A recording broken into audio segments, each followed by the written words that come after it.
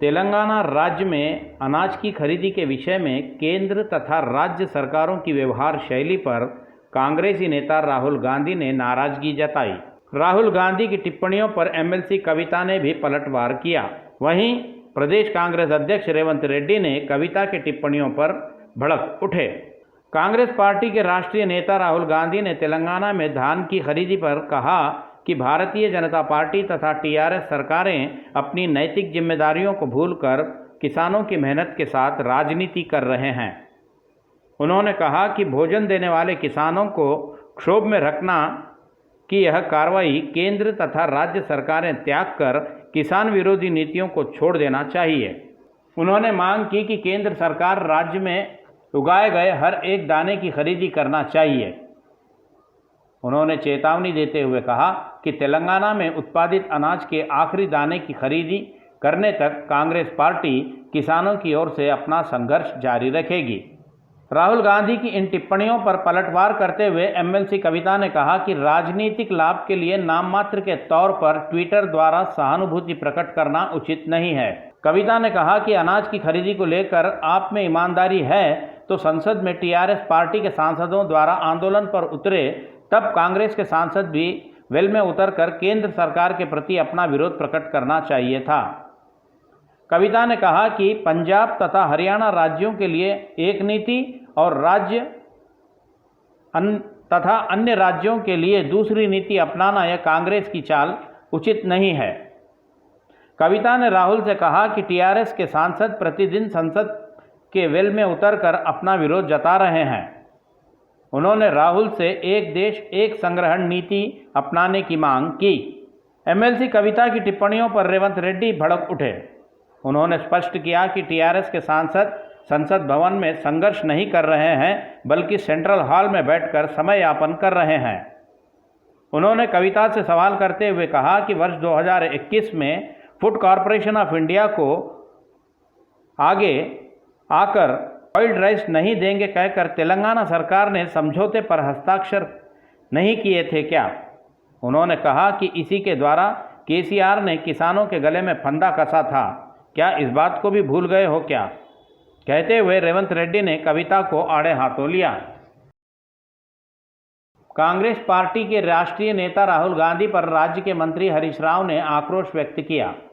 उन्होंने कहा कि राहुल गांधी तेलंगाना राज्य के प्रति अपना झूठा प्रेम दिखाकर मगरमच्छ के आंसू निकाल रहे हैं, यह उन्हें छोड़ देनी चाहिए। हरीश राव ने कहा कि तेलंगाना राज्य की जनता की भलाई तथा हितों की रक्षा करने वाली कांग्रेस पार्टी लोकसभा में हमारे टीआरएस सांसदों के समर्थन में क्यों नहीं उतरी। उन्होंने कहा कि हमारे सांसदों के मिलकर आप भी लोकसभा में आंदोलन करें। आज किसानों की उम्मीदों से खिलवाड़ कर रही केंद्र सरकार को उचित सबक सिखाने का काम करने का भी उन्होंने सुझाव दिया। हरीश राव ने कांग्रेस से मांग की कि वन नेशन वन प्रोक्योरमेंट पर कांग्रेस पार्टी अपना स्टैंड क्या है बताएं। हरीश राव ने कहा कि किसानों पर राजनीति कर आप तेलंगाना में अपनी बची कुची प्रतिष्ठा को मत खोइए। मेडचल जिला जवाहर नगर में राज्य के मंत्री मल्ला रेड्डी ने समीकृत शाकाहारी एवं मांसाहारी मार्केट भवन के निर्माण कार्यों की आधारशिला रखी। इस कार्यक्रम में मंत्री के साथ महापौर मेकला काव्या, उप महापौर रेड्डी शेट्टी श्रीनिवास गुप्ता, म्युनिसिपल कमिश्नर ज्योति रेड्डी आदि उपस्थित थे। मंत्री मल्ला रेड्डी ने बताया कि नगर निगम परिधि में स्थानीय जनता की ज़रूरतों के लिए आधुनिक सुविधाओं के साथ एक मॉडल मार्केट का निर्माण किया जा रहा है।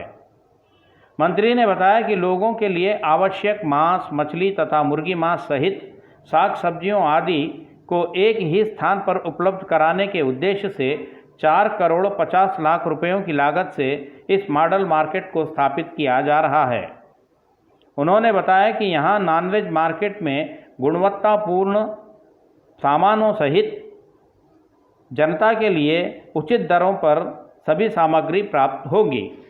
సీఎం పెద్దలు కేసీఆర్ గారి ఆదేశాల మేరకు అదే మాదిరిగా మా కేటీఆర్ గారి ఆదేశాల మేరకు ఇక్కడ పెద్ద ఎత్తున ఇంటింటికి నీళ్ళు ఇచ్చే పైప్ లైన్ కార్యక్రమం కూడా పెద్ద ఎత్తున 12 కోట్లతోటి ఆ పనులు కూడా పెద్ద ఎత్తున జరుగుతున్నాయి।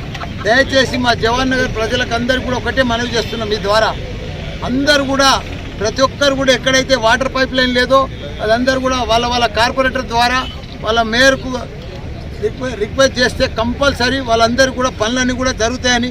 ఎందుకంటే ఒకసారి కాంట్రాక్టర్ వెళ్ళిపోయినాక మళ్ళీ మాకు పైప్ లైన్ రాలేదు, మాకు ఈ పని రాలేదు, మా ఇంటికి నల్ల రాలేదని అనొద్దు. దయచేసి ఇప్పుడు అంత వర్క్ నడుస్తుంది కాబట్టి అందరు కూడా పైప్ లైన్ ఎక్కడెక్కడ రాలేదో, ఎక్కడెక్కడ ఇబ్బందికరం ఉందో అది కూడా కంప్లీట్ చేస్తామని కూడా మనవి చేస్తున్నాం.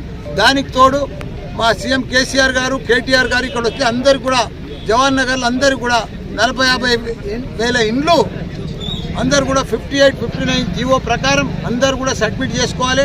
సబ్మిట్ చేసుకుంటే వాళ్ళందరూ కూడా తొందరలోనే సీఎం కానీ మా కేటీఆర్ గారు కానీ ఇక్కడి నుంచే మళ్ళా వాళ్ళందరూ కూడా పట్టాలు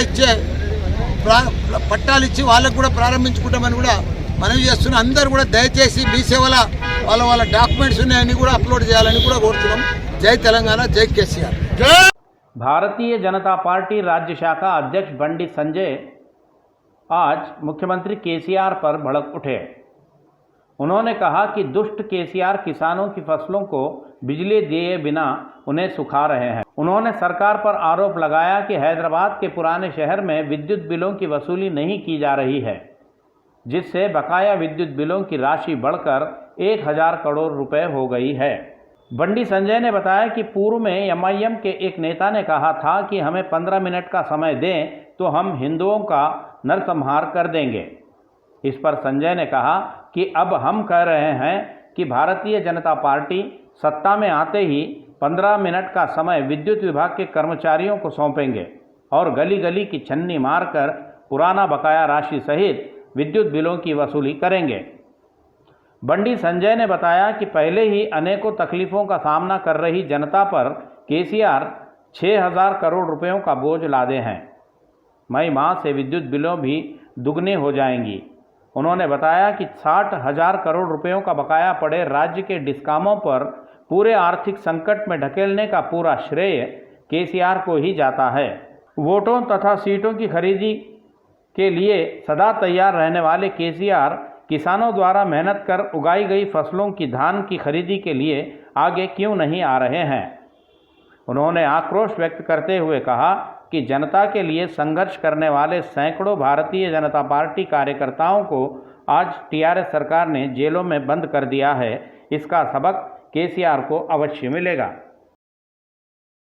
किसान बीमा योजना आरंभ किए मुख्यमंत्री केसीआर का विधायक जीवन रेड्डी ने आभार व्यक्त किया। उन्होंने कहा कि यह योजना किसानों के लिए उपयोगी साबित होगी। विधायक जीवन रेड्डी ने कहा कि किसानों के आकस्मिक निधन होने पर इस योजना से उनके परिजनों के लिए काफ़ी सहायता मिलेगी। उन्होंने राज्य के समस्त किसानों से कहा कि वे इस योजना का सदुपयोग कर लेना चाहिए। उन्होंने यह भी बताया कि अब तक 300 से अधिक पीड़ितों को राज्य सरकार करोड़ों रुपए का भुगतान कर चुकी है। ఆగస్టులో మళ్ళీ రెన్యువల్ చేసుకోవచ్చు. ఆగస్టు 1వ తారీఖు నుంచి 15వ తారీఖు దాకా, ఆగస్టు 1వ తారీఖు నుంచి 15వ తారీఖు లోపల రైతులంతా తమ యొక్క బీమా పథకాన్ని రెన్యువల్ చేసుకోవాలా. లేని వాళ్ళు కూడా చేసుకోవాలా. ఎవరిపైన భూమి లేకపోతే, సపోజ్గా 1 ఎకరం భూమి వాళ్ళ పేరు మీద ఉంటుంది, కానీ తిరిగి చూస్తే ఆ ఇంట్లో భార్య పేరు మీద ఉండలేదు, భర్త పేరు ఉంటే భార్య పేరు ఉంటుంది, భార్య పేరు ఉంటే అమ్మ నాన్న పేరు మీద లేదు, అమ్మ నాన్న పేరు ఉంటే కొడుకుల పేరు మీద లేదు. కాబట్టి వారంతా కూడా ఇప్పుడు మరి ఇంకా 2-3 నెలల టైం ఉంది. కాబట్టి దయించి రైతులకు చేతులెత్తి విజ్ఞప్తి చేస్తున్నా, మీ యొక్క బీమా పథకాన్ని వినియోగించుకోండి. ఆకస్మికంగా జరిగి వస్తాయి కాబట్టి పిల్లలకు ఇబ్బంది కాకుండా ఉంటుంది. రెండో అంశం, ఇప్పటివరకు ఆర్మూర్ నియోజకవర్గంలో ఈ రోజుకి దాదాపుగా 15 కోట్ల రూపాయలకు చేరుకుంది. రైతు బీమా ద్వారా లబ్ధి పొందిన వాళ్ళు దాదాపుగా 300 మంది, సుమారుగా ఇంటూ 5 లక్షలు, 300 ఇంటూ 5 లక్షలు, 15 కోట్ల రూపాయలు గౌరవ ముఖ్యమంత్రి కేసీఆర్ యొక్క దయ వల్ల ఇప్పటికే చేరుకున్నాం.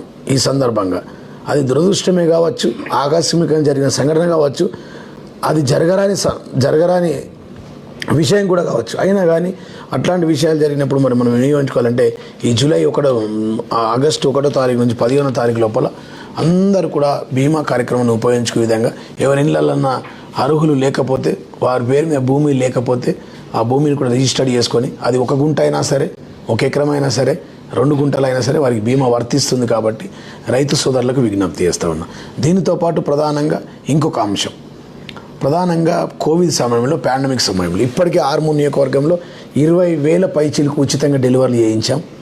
दिवंगत आईपीएस अधिकारी उमेश चंद्रा की 56वीं जयंती समारोह भव्य रूप से आयोजित की गई। इस मौके पर एसआर नगर चौराहे पर हैदराबाद नगर पुलिस आयुक्त सीवी आनंद ने उमेश चंद्रा की प्रतिमा पर पुष्पमाला डालकर अपनी भावभीनी श्रद्धांजलि अर्पित की। इस अवसर पर सीवी आनंद ने कहा कि धैर्य एवं साहस का दूसरा नाम उमेश चंद्रा है। पुलिस आयुक्त सीवी आनंद ने बताया कि अपने शैक्षणिक कार्यकाल से ही उमेश चंद्रा उनसे 2 वर्षों से वरिष्ठ हैं। उन्होंने बताया कि उन्हीं के मार्गदर्शन में वे सिविल सर्विसेज हासिल किए हैं। इस मौके पर उन्होंने उमेश चंद्रा के साथ अपने घनिष्ठ संबंधों को याद दिलाया। उन्होंने बताया कि जब से वे यह दुर्भाग्यपूर्ण घटना घटी है, तब से वे उमेश चंद्रा के माता पिता की हर संभव मदद करते हुए आज भी उनके साथ हैं।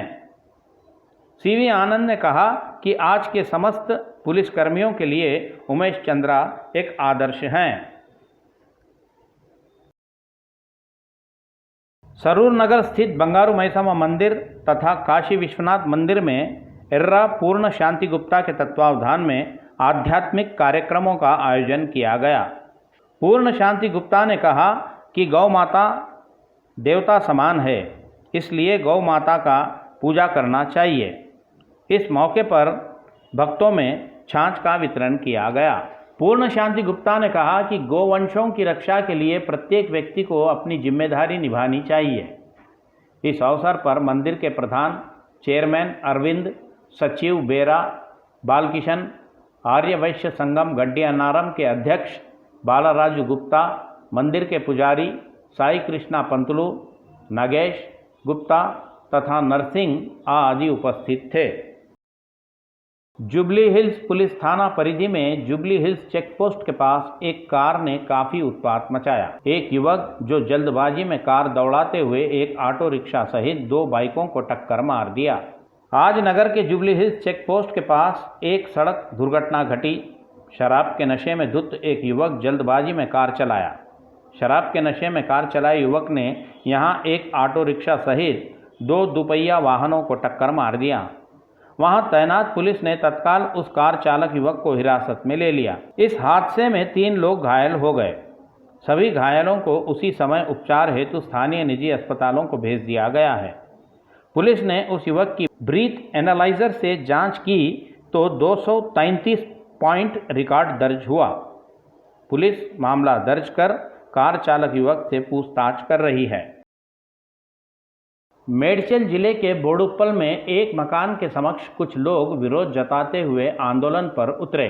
आंदोलन कर रहे लोगों ने विवाह संबंध जमाए मध्यवर्तियों पर हो रहे अत्याचारों एवं अराजकताओं की रोकथाम को लेकर नारेबाजी की। विवाह संबंधों को जोड़ने के लिए मध्यवर्ती की भूमिका निभाकर अनेकों प्रयास कर तकलीफों को सहन कर विवाह रचाने के पश्चात हमारा अपमान किया जा रहा है कहकर इस लोगों ने नारेबाजी की।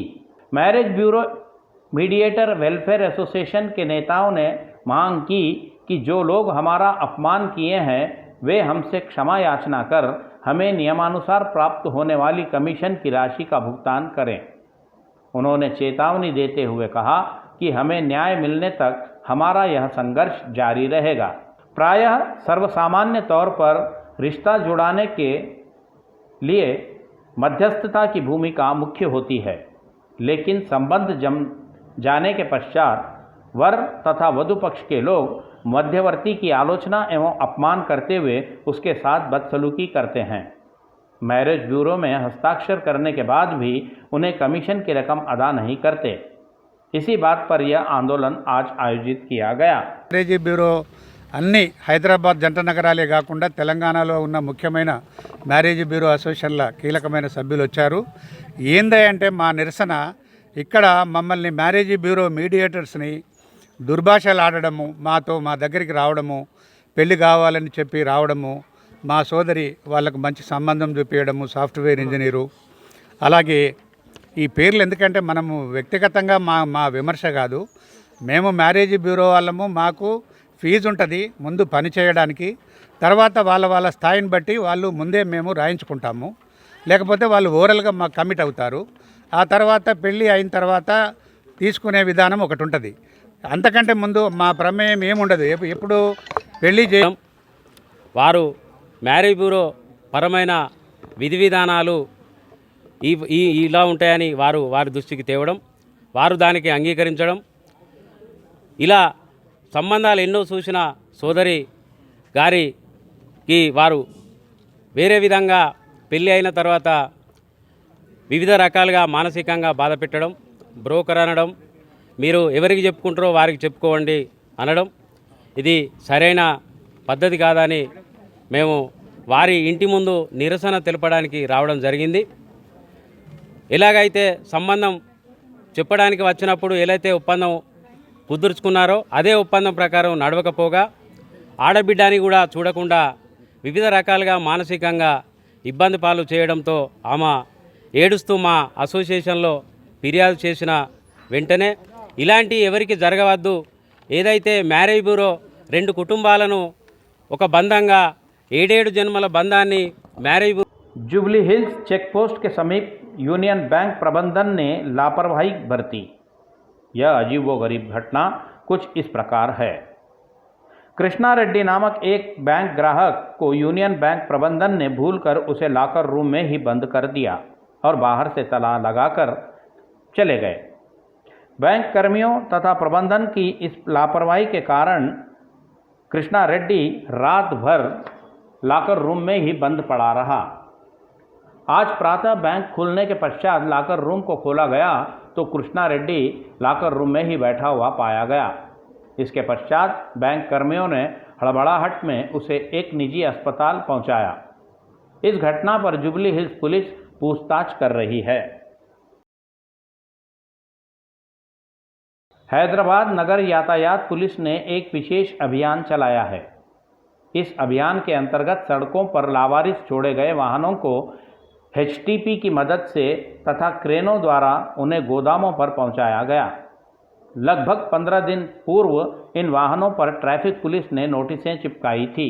सड़कों के किनारे निरुपयोगी पड़े वाहनों को नोटिसें चिपकाने के बावजूद उन वाहनों के संबंधी मालिकों द्वारा किसी प्रकार की प्रतिक्रिया न आने से यातायात पुलिस ने ऐसे वाहनों को उठाकर सरकारी गोदामों में भेज दिया।